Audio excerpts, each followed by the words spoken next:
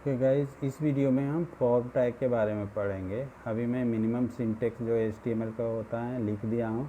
Form tag को form बनाने के लिए हम फॉर्म टैग का यूज़ करते हैं, चाहे आपका लॉगिन फॉर्म हो, रजिस्ट्रेशन फॉर्म हो, साइनअप का पेज हो। सारे फॉर्म बनाने के लिए हम फॉर्म टैग का यूज़ करेंगे और ये भी स्टार्ट और क्लोज होता है। इसके अंदर यूज़र का नेम लिखना है, तो ऐसे नेम लिख करके हम स्पेस देकर इनपुट बॉक्स का यूज़ करते हैं। इनपुट टाइप इक्वल टू हम यहाँ पर नेम के लिए टेक्स्ट का यूज़ करते हैं। ये एक टेक्स्ट बॉक्स ही होता है, टेक्स्ट का यूज़ करेंगे और इसका आउटपुट देखते हैं।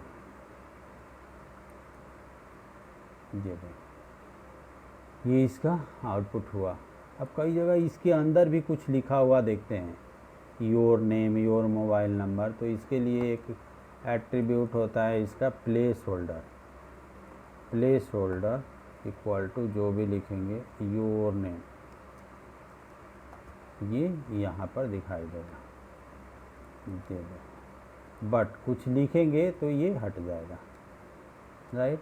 अब न्यू इनपुट बॉक्स इसके नीचे लगाना है तो BR का यूज़ कर लेंगे।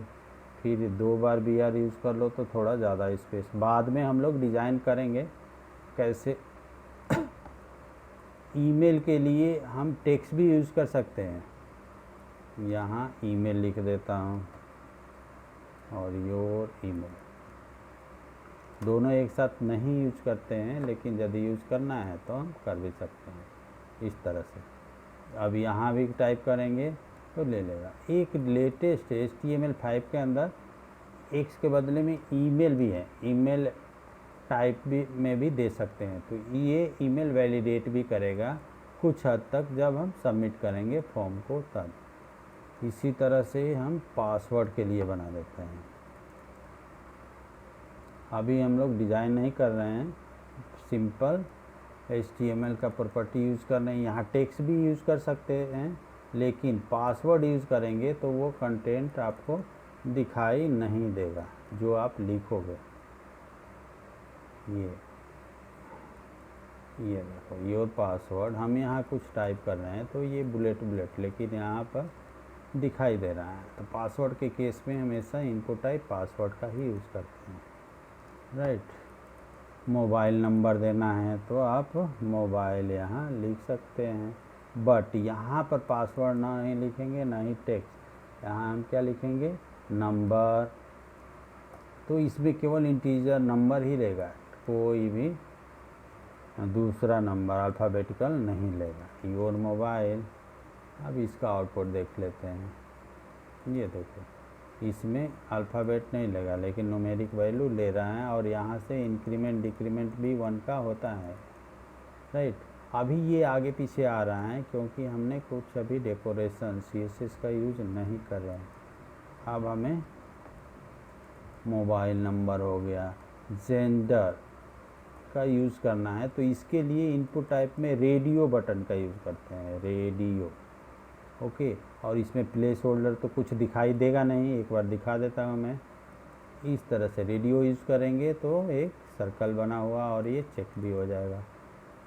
तो प्लेस होल्डर यहाँ लिखने की ज़रूरत नहीं है, ये काम नहीं करेगा। यहाँ पर हम मेल हैं तो मेल लिख दो या M लिख दो, इस तरह से दिखाई देगा। ओके। लेकिन अब दूसरा भी में इनपुट जेंडर में ऑप्शन देना है तो यहाँ लिख देंगे फीमेल, और इनपुट टाइप रेडियो ही रहेगा इसमें भी। लेकिन ये ध्यान देना, यहाँ फीमेल आ तो गया लेकिन दोनों चेक हो रहा है और अनचेक भी नहीं हो रहा है। ऐसे ही अदर का लिखना है तो अदर लिख तो देंगे यहाँ, बट यहाँ भी तीनों चेक हो जाएगा। ब्रेक लास्ट में लगाए हैं इसलिए ये एक ही रो में आ, लेकिन अनचेक नहीं हो रहा है। उसके लिए एक और प्रॉपर्टी इसमें यूज़ करना होता है, नेम।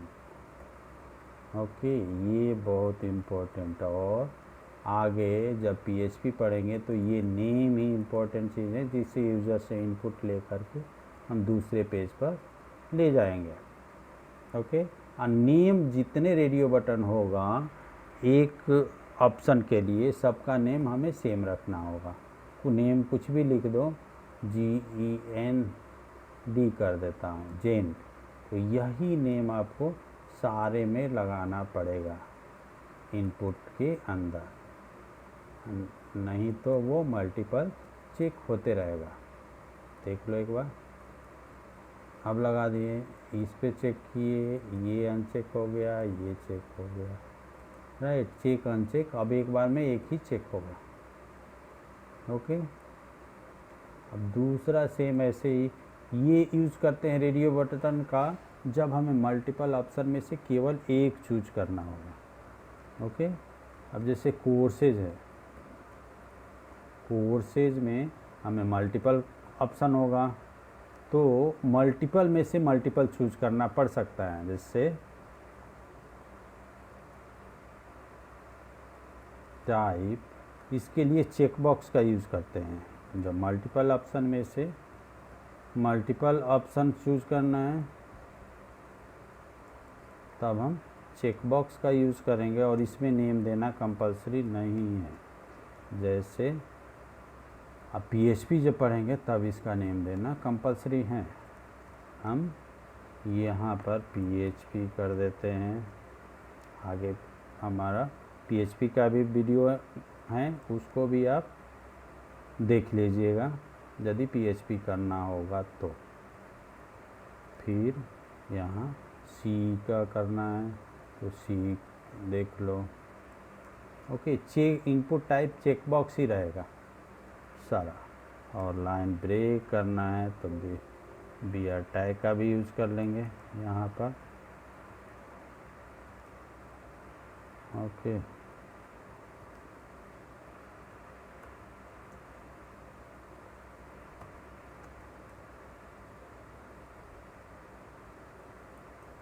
इस तरह से। अब देखो चेक में क्या होगा, एक बार में चेक, एक बार में अनचेक होगा, क्लिक करोगे तो। लेकिन मल्टीपल चेक भी कर सकते हैं, इसमें ये फैसिलिटी नहीं है कि मल्टीपल ऑप्शन भी चूज कर सकते हैं। तो मल्टीपल ऑप्शन जब चूज करना होगा और मल्टीपल ऑप्शन में से, तब हम चेक बॉक्स का यूज़ करेंगे, और जब मल्टीपल ऑप्शन में से वन ऑप्शन को चूज करना होगा उस केस में हम रेडियो बटन का यूज़ करेंगे। एक और होता है इसमें ड्रॉप डाउन, वो भी मल्टीपल ऑप्शन में से एक ऑप्शन चूज करने के लिए यूज़ करते हैं। ओके, अब उसके लिए हम यूज़ करेंगे ये, जैसे CT के लिए हमें ड्रॉप डाउन में CT चूज करना है तो उसके लिए ऑप्शन का यूज़ करते हैं। पहले तो सेलेक्ट का यूज़ करेंगे, सेलेक्ट को क्लोज भी करेंगे, राइट, और इसके अंदर ऑप्शन जो सिटी का नेम देना है वो हम दे देंगे, और यहाँ लिखेंगे option equal to Noida, Delhi, जो भी ऑप्शन देना है ऑप्शन दे देंगे, राइट। और मल्टीपल, यहाँ भी देखो मल्टीपल ऑप्शन में से एक ऑप्शन जब चूज करना है तब हम इसका यूज़ करते हैं ड्रॉप डाउन। एक बार में एक ही ऑप्शन हम चूज कर सकते हैं। ओके, अब देखते हैं ये, देखो बाय डिफ़ॉल्ट फर्स्ट वाला सामने आ रहा है। ओके, जिसको चूज करेंगे वो आ जाएगा। डेटाबेस में यही सारी वैल्यू जाती हैं जो यूज़र चूज करेगा, और इसमें से जो फील करेगा उसके बारे में डिटेल में पढ़ेंगे हम लोग जब PHP हमारा स्टार्ट होगा तब। ओके, अब देखो आई थिंक ये सारी चीज़ अभी पढ़े हैं, इससे हमारा फॉर्म तो कंप्लीट बन जाएगा। एक दो और प्रॉपर्टी हैं उसको भी देख ही लेते हैं। अब इसी में इनपुट टाइप टेक्स्ट को आप मदर नेम के लिए भी यूज़ कर सकते हैं, फादर नेम के लिए भी यूज़ कर सकते हैं, राइट। एक दूसरा प्रॉपर्टी है इसका फाइल का इमेजेस, हमें इमेज भी अपलोड करना है यूज़र का, तो हम इनपुट टाइप फाइल का यूज़ करते हैं। Type equal to file. Okay, इस तरह से इनपुट टाइप फाइल। इसको भी ब्रेक करना है तो हम कर देंगे, राइट। ये देखो फाइल अपने आप चूज फाइल का ऑप्शन आ जाएगा, हम फाइल चूज भी कर सकते हैं। जो फाइल चूज करेंगे उसका नेम आ जाएगा, banner2.png jpg, जो भी फाइल होगी वो। ओके, अब आ जाते हैं इसका टेक्स्ट एरिया। मैसेज कुछ लिखना है तो यूज़र को मैसेज लिखने के लिए टेक्स्ट एरिया का यूज़ करते हैं। टेक्स्ट एरिया, और इसमें ये विदाउट स्पेस होता है, राइट। ये देखो, बाद में हम डिज़ाइन जैसा चाहिए वैसा कर सकते हैं। ये इतना बड़ा बॉक्स होता है, ये मल्टीपल लाइन हम लिख सकते हैं। स्क्रॉल अपने आप आ जाएगा जितना लाइन लिखेंगे उसका, लेकिन हमें हाइट विड्थ इसका बड़ा करना है तो एक इसका प्रॉपर्टी होता है रोज हाइट बढ़ाने के लिए इक्वल टू कितने हाइट बढ़ा, बाय डिफ़ॉल्ट 2 हैं, इसको हम 5 कर देते हैं तो ये 5 रोज हो जाएगी। अभी 2 ही दिखाई दे रहा है, अब हमें 5 रो दिखाई दे देगी एटलीस्ट। ये देखो, अब ऐसे ही हाइट बढ़ाना है, जब इसका विड्थ बढ़ाना है तो इसके लिए कोल्स का यूज़ करते हैं, COLS। Okay, cols by default ये 30-40 के बीच में होता है, हम 50 कर देते हैं। तब 50 नंबर दे देंगे पिक्सल में भी, या 50 कैरेक्टर भी लेता है। ये देखो इतना बड़ा होगा, बाकी साइज़ हम घटा बढ़ा सकते हैं। इसमें भी ब्रेक लगा देते हैं। और भी प्रॉपर्टी इसका एक सबसे इम्पोर्टेंट है बटन सबमिट करने के लिए, तो हम इनपुट टाइप सबमिट भी लिख सकते हैं, बटन भी input type equal to submit, right. केवल इतना ही लिख देंगे तो सबमिट बटन एक बन जाएगा और उस पर सबमिट लिखा हुआ भी आ जाएगा इस तरह से। बट हम चाहते हैं सेव लिखा हुआ है यहाँ, या रजिस्टर लिखा हुआ है, लॉगिन लिखा हुआ है, तो इसके लिए एक अंदर में प्रॉपर्टी और यूज़ करते हैं, वैल्यू इक्वल टू जो देना है सेव लिखना है तो हम सेव लिखेंगे। इसको मैं अलग कर देता हूँ, एक वैल्यू के साथ में, एक इसके साथ में। सबमिट वैल्यू दोनों कर देता हूँ मैं। ये देखो एक बटन पर सेव आ गया, एक पर सबमिट, राइट। अब बटन का भी यूज़ कर सकते हैं, यहाँ बटन, राइट। टाइप ना लिख करके यहाँ न लिख दो रीसेट,